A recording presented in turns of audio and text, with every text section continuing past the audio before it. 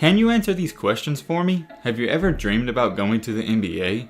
Do you want to get drafted one day? And do you really like basketball? Those are the questions of today's video. And although you think you know the answer right away, just hold back and wait till the end of this video and you may rethink your answer. As you guys know, we had the NBA draft last night and it really had me thinking. Yes, just like many other kids, I had that dream of going to the NBA. There's millions of people all over the entire world that have had that thought of getting their name called on draft day. You literally practice that moment in your head all throughout the days and even do it in your room. You imagine the NBA commissioner walking up to that podium, calling out your name as the #1 overall pick and you putting on that hat. It doesn't even stop there. You already think about what you're going to say in the speech you're going to give. Then last but not least, you think about who you're really going to thank, including your mom, dad, and all your true friends. But hold on. Let's actually rewind back in time before that day happens and think about it again.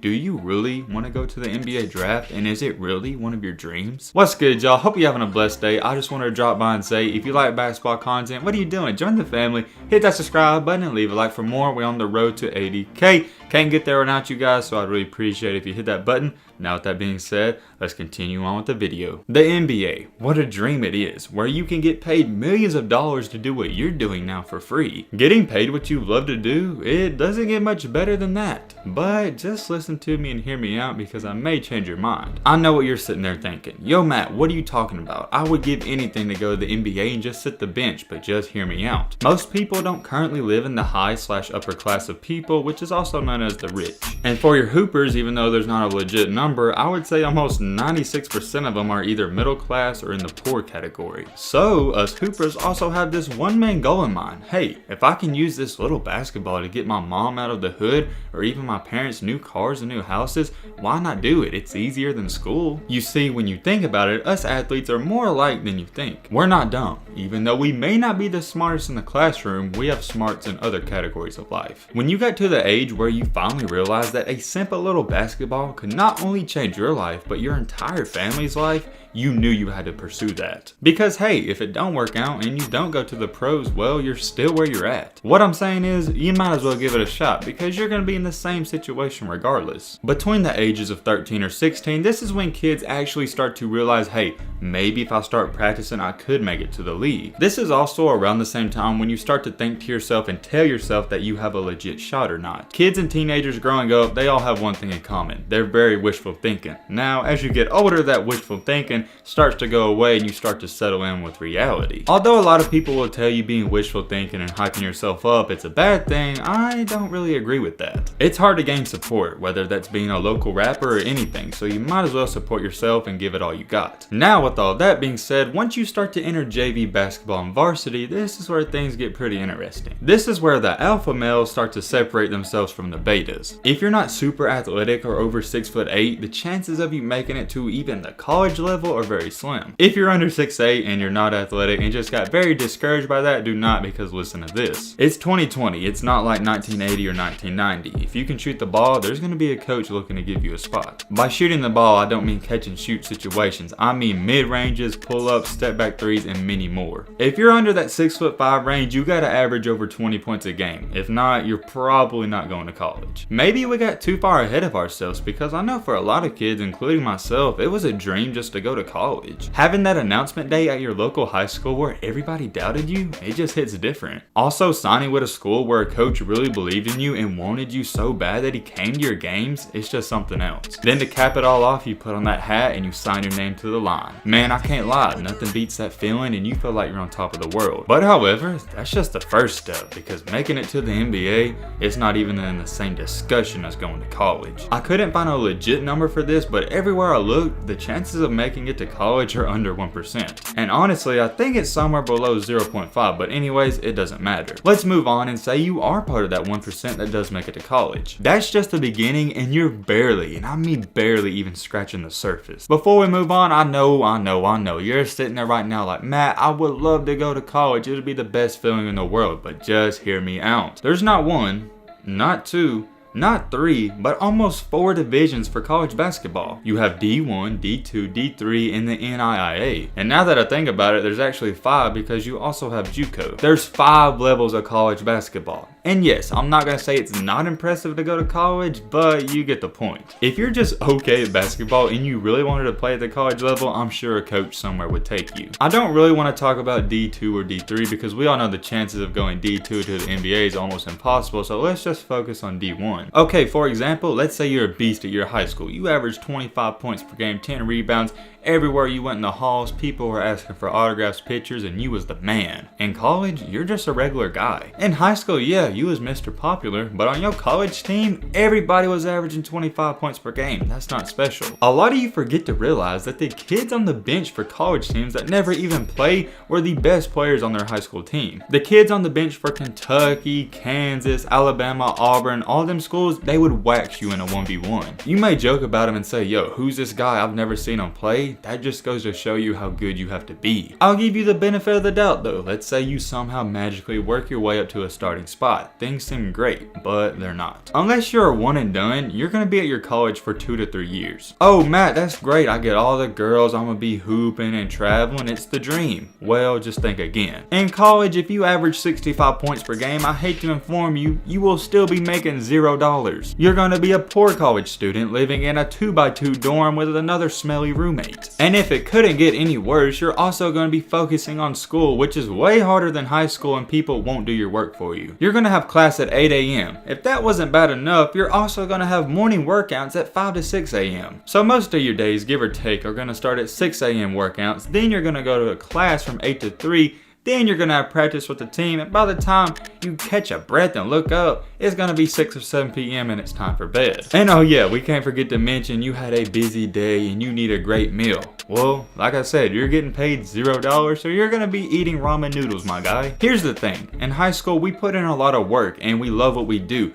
But once you get to that senior year, and if you're a senior, you know what I'm talking about, you start to get gassed out. Doing all those 2-a-days, working out, then practicing with the team, then working on school, it's gonna get to you. And the fact that you're not even getting paid for it and you may be the best player on the team, it just sucks. Remember at the beginning of this video, I asked you the question, is going to the NBA really your dream? Now after I said all of that, just think to yourself, is going to the NBA really your dream, and do you want to go through this process? I know I have subscribers who haven't been to college, so just let me give you a brief rundown. Most people in college don't even work a job because it's that hard just to pass your normal classes. You have to do so much homework, and by the time you get out of class, that's when you start. So imagine working out before class, then practicing after, then doing all that homework. That's really the dream and process you want to go through for 2 to 3 years? Maybe it's just me, but I can't stand doing schoolwork and I can't pay attention. But for some of you out there, you think this is a dream. I want to go to the NBA and I want to go through the process. But I'm just saying, you need to rethink that. The process is not what you see. All you see is the players walking up there on draft day and you think it's sweet, but it's not. The work they put in to get where they're at, not only in basketball, but in the books, it's unreal and unimaginable. We haven't even got to the worst part, so let me continue on. Let's say you weren't a college star and you got undrafted. I'm not gonna say you wasted 4 years of your life, but you get the point. You put in so many hours for 4 straight years and it didn't amount to anything. By the time you look up, your senior season has ended and you don't go drafted, so what's next? Well, for most players, that's all they know is play basketball, and that's all they really know how to do. So I think you know where I'm leading up with this. If you can't go to the NBA, you got 2 options. You either go to the G League or you go overseas. And now this is where things get miserable and it's not the so-called dream anymore. We'll start with the G League first, and I'm gonna keep it short and simple. You're gonna be traveling a lot, nobody's gonna know who you are, and you're gonna be making roughly $90,000 a year. $90,000 a year is for some of the top players, so I'm gonna give you the benefit of the doubt. And that's good money, don't get me wrong, but that's for the top players. You're gonna be traveling, playing in empty gyms, never spend time with your family, and you're gonna be exhausted. And maybe that's the life for you. I don't know, but it's not for me.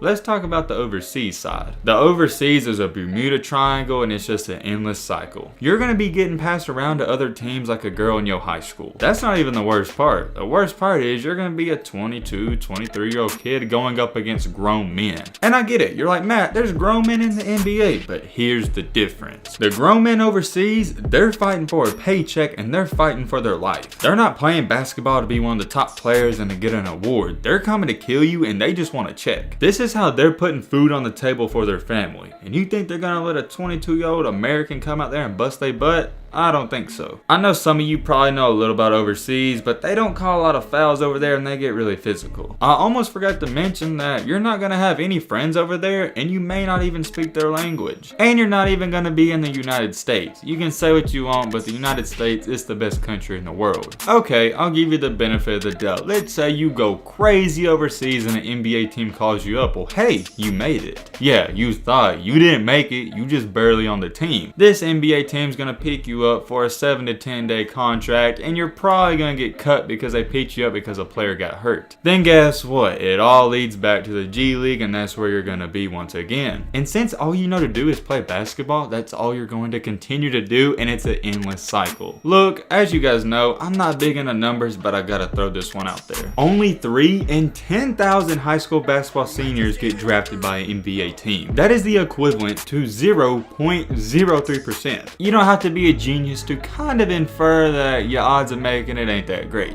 And that's just making it. If you do make it, there's no guarantee that you'll even be on a team. The 0.03 of that percentage are G Leaguers too. And I already know there's gonna be some people that comment saying, oh Matt, what about the top high school players in the country? All of them seem to make it. Well, you'd be wrong there too. There's many examples, but I'm gonna choose this one. I know you've all heard of Jalen Hands. He was regarded as one of the top high school point guards in the country. I believe he wound up getting drafted 59th or even went undrafted, something like that. And now he's barely in the G League. So even for the top players in the country, your chances of making it are still slim to none. Am I telling you to give up on your dreams? Absolutely not. All I'm saying is keep an open mind and really think about it. Do not waste your time pursuing something that you know more than likely is not going to happen. I can almost guarantee you if you interviewed any of these people that are overseas or in the G League, they'd much rather be a high school coach or a college coach. Here's my last and final point of this video. Let's say for an example, you was a good high school player and you had some offers but you knew you're not going to make it to the league or even probably play in college. Let's say you go to a small community college or even a Division I university and you get your teaching degree